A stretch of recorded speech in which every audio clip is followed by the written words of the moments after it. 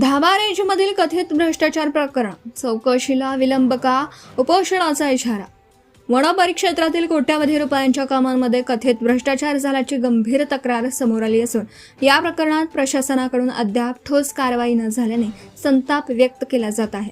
संबंधित तक्रारदाराने 27 एप्रिल रोजी कार्यालयासमोर आमरण उपोषणाचा इशारा दिला असताना चौकशीला होणारा विलंब नेमका का, असा प्रश्न तालुक्यातील नागरिक उपस्थित करत आहेत. सामाजिक कार्यकर्त्यांना सादर केलेल्या निवेदनानुसार धाबा रेंजमध्ये कोरोना विकास व सर्वेक्षणाशी संबंधित कामांमध्ये मोठ्या प्रमाणावर अनियमितता झाल्याचा आरोप करण्यात आला आहे.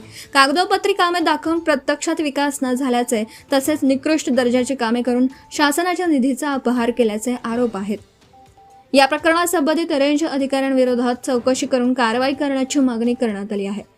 तक्रारदाराने आपल्या निवेदनात नमूद केलं आहे की अंदाजपत्रकानुसार कामे पूर्ण झाल्याचं दाखवलं जात असलं तरी प्रत्यक्ष स्थळावर स्थिती वेगळी असून अनेक ठिकाणी कामांचा मागमूसही दिसत नाही.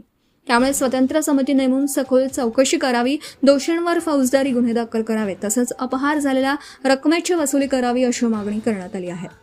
दरम्यान चौकशी पूर्ण होईपर्यंत संबंधित कामाची देयके थांबवण्याची मागणीही करण्यात आली आहे. मात्र या गंभीर आरोपांवर प्रशासनाकडून अद्याप कोणतीही ठोस हालचाल दिसून येत नसल्याने नागरिकांमध्ये नाराजी वाढत आहे.